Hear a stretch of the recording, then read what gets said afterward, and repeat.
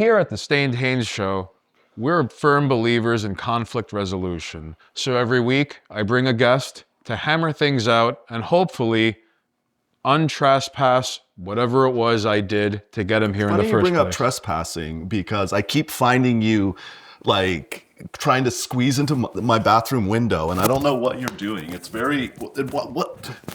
I don't understand why I have to wear this stupid.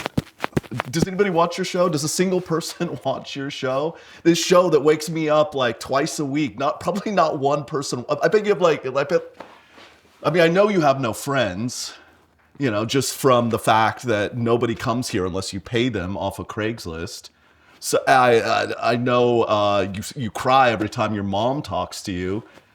Is she telling you also you should do something with your life? Maybe go to bed at a reasonable hour, not wake up everybody?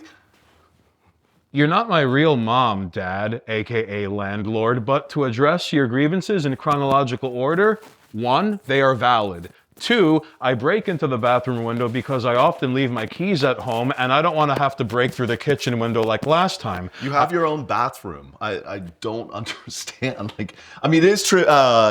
You do actually smell. I can sometimes smell you coming into the apartment. No lie. I'm grateful to have a landlord who could see my stink lines, unlike some people. If you're colorblind, you can't see stink lines, and if you can't tell the difference between chicken shit and chicken salad, you really don't know what you're looking at. You're both. Well, I appreciate you telling me this because it's important to convey what it is we have in our hearts and minds. Otherwise, you're going to be having dinner with a friend and you're going to say, can you please pass the salt? But in your head, you're going, Stained Haynes, everything about you is ugly and your soul is dog shit and you smell like dirty, rotten gym clothes. And I appreciate you taking the time out of your evening to come speak to me. I've told you all this like 50 times. I know. And you if it wasn't so hard to evict people, I would evict you. I've talked to a lawyer to get rid of you because you were This is a perfect example. Remember, if anyone is ever in a libel suit, it means they told the truth, but the other people have better lawyers. So even though he took me to housing court and hired 3 private investigators, 2 PMCs, and a Tibetan black magic practitioner to get me evicted, I had a better lawyer courtesy of the offices of Kreutzfeld, Jakob, and got Metroid. a public defender. You just went down to the housing court and they give them out for free. You got the cheapest lawyer you could get, and it's just a city that hates landlords. And it counts towards his deadbeats. It counted toward his college credit. I mean, everyone is a winner, right? I'm paying you like clockwork, all right? Just a very tiny percentage of what you should be paying. Well, you could only put so much on a Western Union money. Maybe sell your fucking camera that films a show that nobody watches. I found you on YouTube. There's 3 views, and those are probably you. Well, one of them is me. I'll owe up to that. The other 2, one of them is Hobo Joe, and the other is my stalker. Oh, you're a stalker, sure. Oh.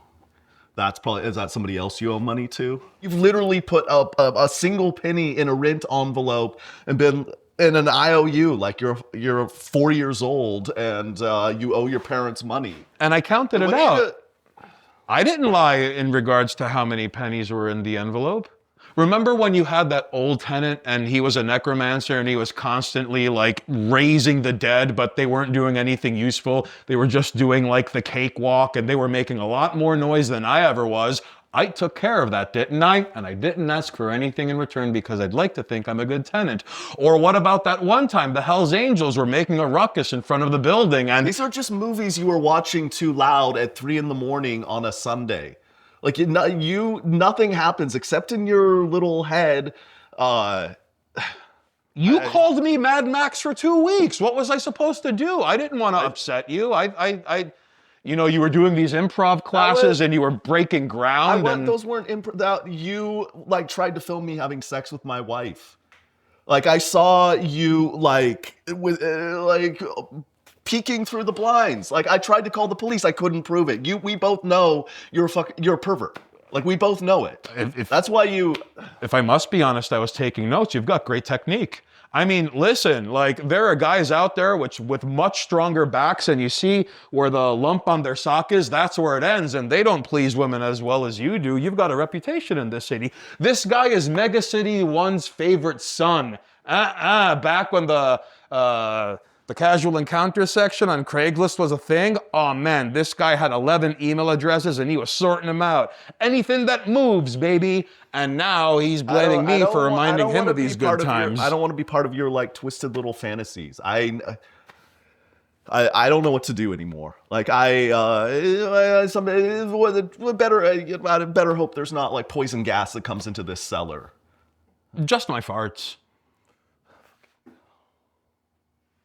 So that was the conflict resolution of tonight's episode of the Stained Haynes Show. I'd very much like to thank my landlord for politely putting up with me and again taking time out of his evening to help us move forward one step at a time, one punch at a time, one round at a time. Hopefully you're landlord for another like 4 months. Like there is an eviction process and you are going along on it.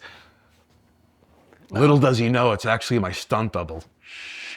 I'll see him in season 28.